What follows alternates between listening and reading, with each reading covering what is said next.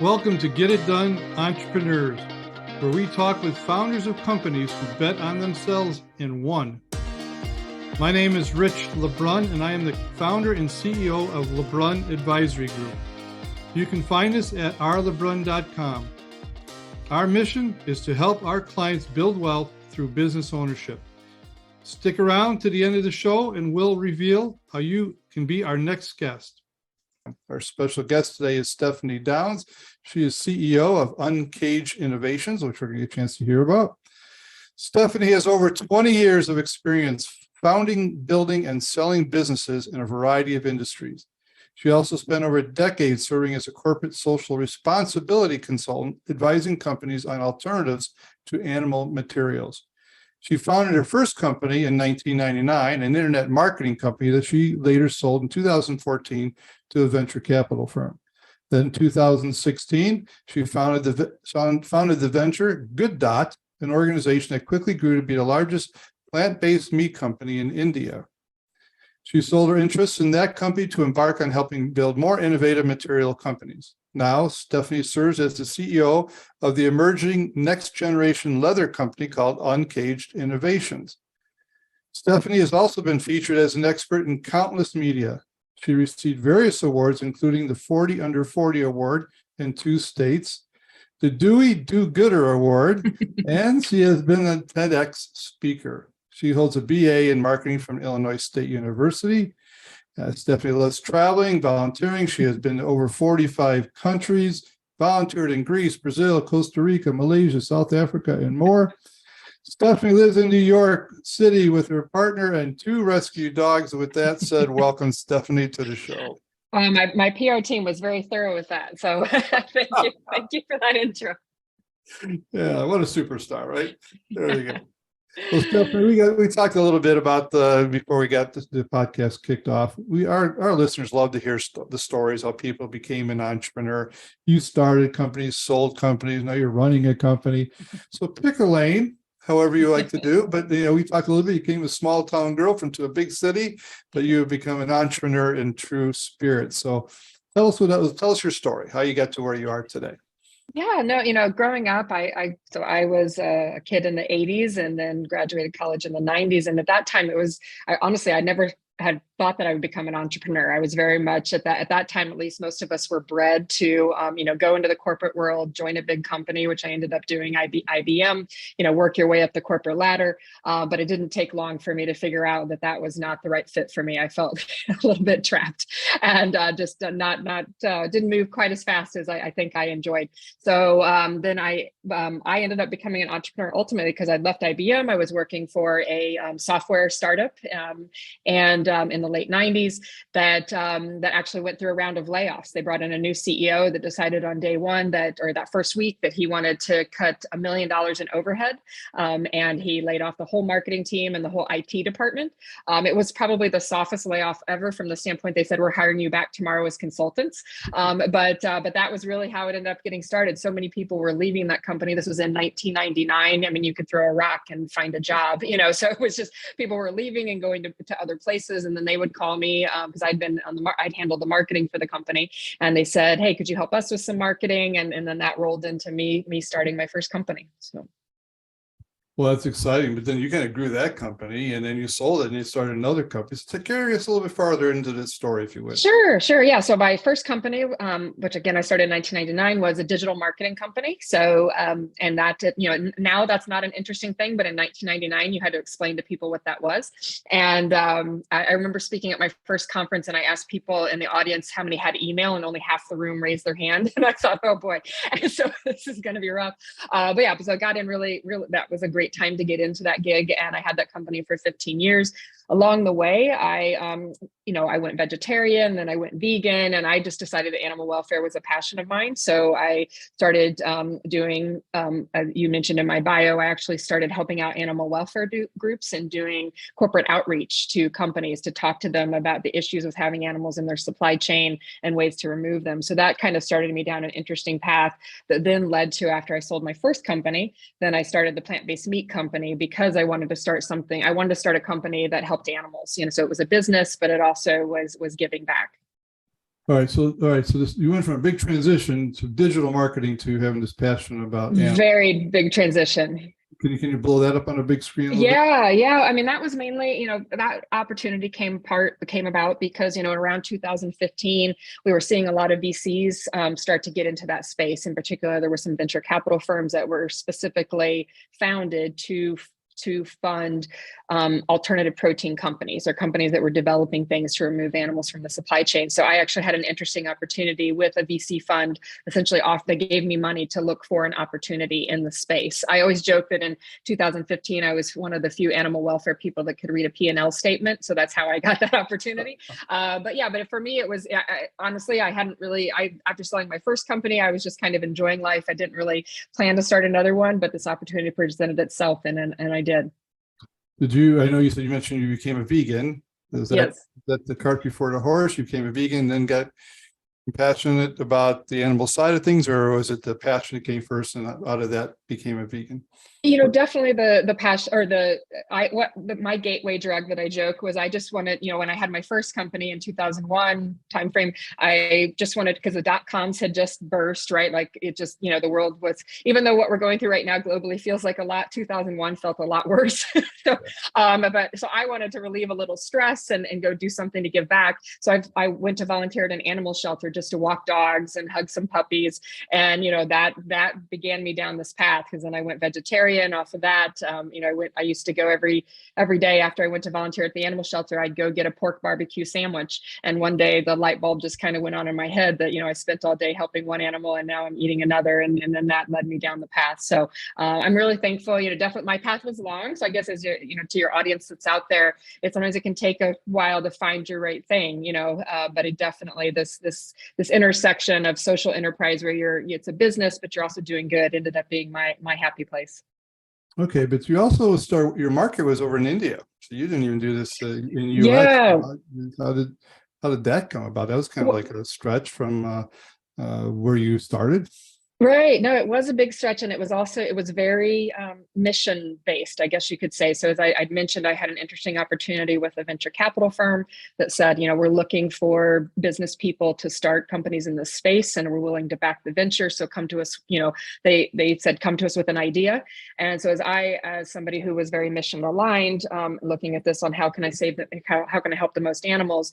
I literally did a 6-month round the world tour where I went and met with, I talked with Beyond Meat. I went and talked with different other one called Miyoko's. I went and met with various cultivated lab grown meat companies in Europe, and then I was going over to Hong Kong to go to a conference to see what was going on in Asia, and ended up there was a couple guys that were looking to do something in India, and I got put together with them. So I went to India for a couple of weeks, and I just my feeling was that the market was ready for this. There wasn't really anything going on in the plant-based food space there, and or it was minimal, and I also just felt like this is where we could plant a seed that could really blossom into a whole industry. And so that was why I did it. So I came back to the venture capital firm. They gave me money to just explore India and said, here's some money, put a plan together, come back to us, and then we'll put more into it. So that was how it happened.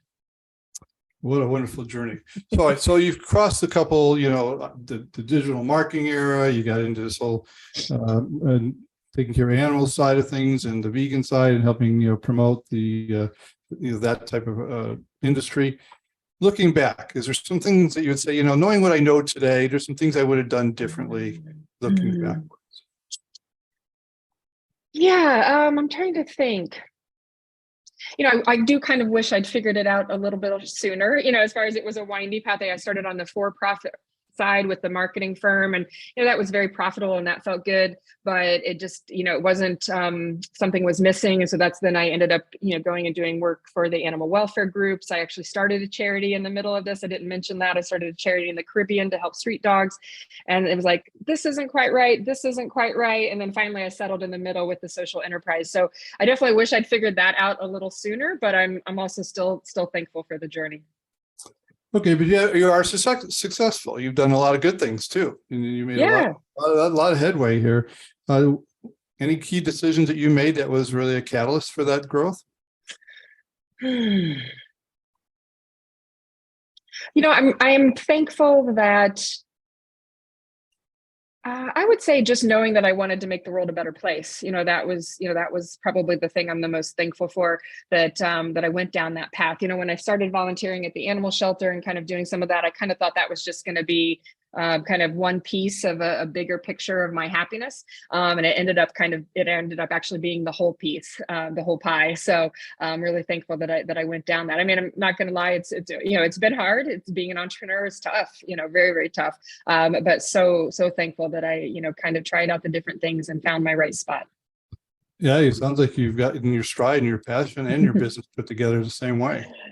Yeah, and I'm very thankful that like, for example, doing the company in India, having not done my first business or haven't had many years of business under my belt, I can't even imagine. Like there's certain ventures that, like my first company was a services company, with the internet marketing. That's a much easier business to start than one that involves building a 25,000 square foot factory, So, I was very thankful when I went to do that. I remember thinking to myself, I never could have done this if I tried to start that when I was, 22 and just getting things figured out. So where'd you get that mindset from? My mother's family is very entrepreneurial. And so I'm thinking that's where it came from. And I've also just been naturally stubborn. So that helps. I think I have a tendency to not see obstacles, to just be like, we'll find the way. And, we just keep trying. And I will say, I do remember thinking, growing up, my mom's side of the family called it Carter thinking. My mother's maiden name is Carter. And in the Carter world, there's always a plan B, a plan C, a plan D, like they don't really know how to give up, and they just, they really stay with it. My mother's father was an entrepreneur. He quit school when he was 12 years old. Because of the Great Depression, and had to go to work to help feed his family. And then he was a self-made millionaire by the time he was in his mid-20s, just sheer hard work. So I think I get some of that. Yeah, it sure sounds like you have that skill set and mindset. Okay, I want to take a little break here, commercial break, as we talked about. This is your chance to promote whatever, Uncaged Innovations. If you want to promote the company, who your customers are, it's a unique industry, or any event, anything you'd like to do, this is your time. Okay, great. Yeah, so I'll tell the listeners a little bit about Uncaged. So we are a business-to-business company. So we work primarily with fashion brands, or people, anybody who's using some type of a leather. So this is some of our material. I'll show a bit of it. Oh, I don't know if it's going to come through with my background like that. Oh, let me. Anyhow, I can always show it later. But yeah, so that's funny how it did like that. But yeah, so it's a leather alternative. It's completely plastic free. It's made of we're using different types of grain byproducts, plant proteins, because they're a good substitute to collagen, which is what skin is normally made of. So we're mainly working with fashion brands that are making goods that are, like wallets, watch bands, different types of home decor. We're also starting to work with automotive companies, although I think that probably, I don't know if we'll have any listers from the automotive industry on here, but yeah, we'll be seeing a big push in the electronic vehicle division. But yeah, so for anybody that's using some type of leather, it's a good match with us. Okay, can the average consumer tell the difference? Is it enough likeness? Yeah, so yeah, no, it's very much lots of likeness. We're not actually in the market yet, but we've done hand testing with people and they can't tell the difference. So very exciting. Okay, so you're not in the market yet. So you mean no, yeah.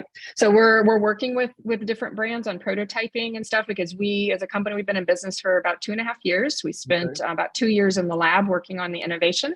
And then just about 6 months ago, we started engaging with different fashion brands and having them prototyping the material. So people are trying it in jewelry and wallets and watch bands and such. So a listener who would be in industry, obviously automotive, is there any other type of industry that would be more generic rather than maybe fashion's a little bit more specific? Yeah, so I mean, fashion is the main where we're seeing this, but also like home decor, office decor, leathers used, and it's not just animal leather, but also synthetic leathers, and that's what's really created the big need for what we're doing. People are becoming very aware of the environmental impact of cattle farming, and rainforest deforestation and other issues. But then the only real alternative available to companies that want that leather look is synthetic leathers, which are completely made of plastic. Which also, which creates another challenge for the planet. So that's why these bio-based materials that are biodegradable are very high in demand. Yeah, great. Well, I'm looking forward to learning more about that, and maybe as a consumer, seeing that product come our way. All right, let's shift to the second half of the show. This is about you've been through some trials in I call it market trials, .com era, right? Yeah, that kind of breeds a lot of bad memories. You and I are both old enough to remember that. A lot of people. Yeah, so I remember those days very well. But nonetheless, we're here to talk about it. So that's what we want to talk about. So how did you, 2022, it's almost becoming an old story now since I started this podcast, but nonetheless, we got a hangover from 2022 carrying into 2023. Still got interest rates that are high, labor issues, supply chains, still got some political unrest and wars across the world. We can still, all that stuff is still going on. But you nonetheless are a CEO now of a company. You got to lead your company. You got to get everybody charged up, and you see it's as an exciting time, scary time to expand, invest, and grow, or time to retreat. So that's one part of the question. Then I want to shift it over to you personally. You got to get up in the morning, okay, and you got to get yourself ready and lead the charge. So how do you keep yourself motivated in such trying times? Yeah, so it's never easy to be an entrepreneur during an economic downturn or turmoil, but definitely I'm somewhat thankful that this is my third time going through this. So I went through the .com bust in 01, and at the time, with my marketing agency, because we were digital marketing, most of the people who were investing or were doing that type of stuff at the time was technology companies. So over 80% of our clients were tech firms. So about 80% of my clients went bankrupt within a matter of months. I had one client whose stock went from $88 to 88 cents in like 10 days. Like it was just a bloodbath. So not that I don't mean to minimize what we're going through now, but it honestly feels more like a speed bump compared to what the .com felt like. And then when in 2009, when we went through that, financial turmoil, my marketing firm had actually one of our biggest segment was the home goods industry, because we were selected by, you might know the company Hunter Douglas, the window coverings company. Yes, we were selected as their vendor of choice to all their distributors in America. And what that, and so if they wanted to have Hunter Douglas pay for half of their marketing fee, they had to use us. And that was kind of where our bread and butter was at. And so when the housing crash and all of that happened in 2009, that hurt, that was very disruptive to our business. So we had to dig back out of that. So, so I've been through this a couple times. I've learned some lessons. So, I think the way that I kind of view what's going on right now is a little bit of the survival of the fittest. I think we're going to, even though it's hard to be an entrepreneur in this situation, because maybe especially if you're trying to raise investor money and stuff, what's also going to happen is that competitors are, it's going to cause less competitors to enter the market because it's going to be harder to get startup dollars to start a new company. And then also ones that haven't been wise with money are going to disappear. And so, there's that promise. So especially for us, I'm a believer in running lean and mean. We run a tight ship from a budget standpoint, and so we're going to be able to ride this out a lot easier than other companies will. Okay, so you're a force to be dealt with. You pick kind of the big three to .com, the Great Recession, and then pandemics. I mean, here you are. I know. Yeah. We started the company in 2020, and I remember, we'd been working on. Anyhow, I remember thinking to myself, should I do this? But we did it. Now, how about yourself? Okay, so I know you eat healthy because you're vegan, right? So that's something that obviously helps you get up. But how do you stay focused? How do you mentally get yourself ready? It's funny when I think about one, I'm not the best at this. I know lots of entrepreneurs who they're runners or they meditate a lot, which I do try to meditate, but I have a very hard time keeping my mind focused. I think of my dad, like I just suck it up. Like I just get, I remember my dad being like, what's wrong with you? I didn't raise a sissy. So no crying in baseball. Exactly. I used to race cars when I was the son my father always wanted. But yeah, so I don't know. I think of the animals, that's what really motivates me. That's what drives me. Like, even though the money that can be made off these ventures is wonderful, ultimately for me, I view this as a way to look back on my life and be like, I did something that mattered, and I made the world a better place. And that pushes me, because, even though there can be tough days as an entrepreneur, it's much better than the days of an animal on a slaughterhouse. So, I can push past it. Are you an avid reader, a learner? Do you have mentors? Do you believe in having coaches?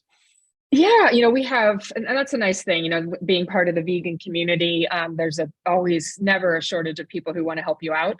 So yeah, I have a lot of great advisors and, people that we tap into for different things. I love audiobooks and I love to walk. So I do a lot, which is great. New York City is a great place to walk around, always see something, and great people watching. So yeah, I love going out for walks and listening to audiobooks and kind of just giving my head a break. Very good. All right. Let me just ask you your advice to our listeners. The person who's an entrepreneur, has a company already, thinking to time to expand, grow, diversify, or the person at corporate America who says, I know it's kind of a crazy time, but it's my turn to go out there and be an entrepreneur. What would you say to those folks? Yeah, my main thing to advise, because I've had a lot of people, ask me over the years advice about becoming an entrepreneur, is one, put a plan together. Put a business plan together, really think through who's your customer, what's the competition, what's the market entry, what's going to be your differentiator, and then also go out and do some customer discovery. Go talk to people and say, is there a market for this? What do you like about what you're doing now? What don't you like? Even though I've been an entrepreneur for a long time, Uncaged has done an extensive customer discovery, going out and talking to fashion brands, talking to leather workers, finding out what they like and don't like about competitors in this space. So I would say you can't do too much pre-planning, really think it out, flush it out, make sure there's a business opportunity there. Because I think a lot of people chase ideas that maybe aren't going to quite, aren't going to quite come to it. So really, really think it through and talk to advisors up front. Sure. I've heard a lot of people say, make sure you got somebody who's willing to pay for your service or product. Exactly. Yeah. Very good. Well, Stephanie, this has been fun. You've opened my eyes to another world, which I love what I do, because I get a chance to get interesting people like you on the show. So thank you for taking time out of your busy day and sharing your wisdom and your story. Very much appreciated. Happy to. How can people get a hold of you? Should they be in an industry that could utilize your products? What's the best way for them to do that? Perfect. Uncaged Innovations, so plural, uncagedinnovations.com is our website. And then we have a contact us form, everything from, if they're interested in investing, we're doing an investor raise now, or if they're with a fashion brand, or anything. So really, if they want to get involved in some capacity, please reach out on the website. And we're also on Instagram as Uncaged. Very good. Very good. Well, all that information will be on our show notes, which this will be aired in about somewhere between 2 to 3 weeks. So you'll be able to listen to this and see some of how to get a hold of Stephanie there as well. So again, on behalf of our listeners, thank you for your time. I hope you have a great day, and I wish you much success. Thank you. Rich LeBrun here. Thank you so much for listening to our podcast, Get It Done, Entrepreneurs. If you are a successful business owner who would like to be on this program, please visit us at rlebrun.com/podcast and fill out the form, and we will reach out to you. If you got something out of this interview, would you share this episode on social media? Just do a quick screenshot with your phone and text it to a friend or post it on the socials.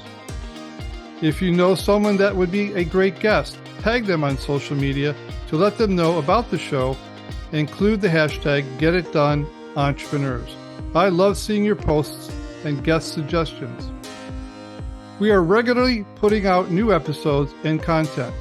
To make sure you don't miss any episodes, go ahead and subscribe. Your thumbs up, ratings, and reviews go a long way to help promote the show and mean a lot to me and my team. Want to know more? Go to our website, rlebrun.com, or follow me on LinkedIn, Facebook, and Instagram. Thanks for listening. We will see you next time.